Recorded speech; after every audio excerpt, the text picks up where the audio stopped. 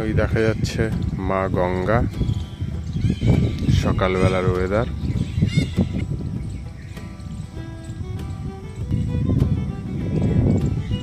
এই হচ্ছে আমাদের অ্যাপার্টমেন্ট।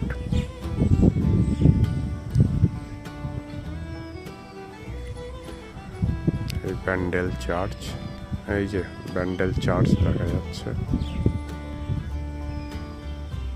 আর এদিকে ওই সাদা রঙের যেটা দেখা যাচ্ছে ইমামবাড়ি, নতুন সংস্করণ করা হচ্ছে।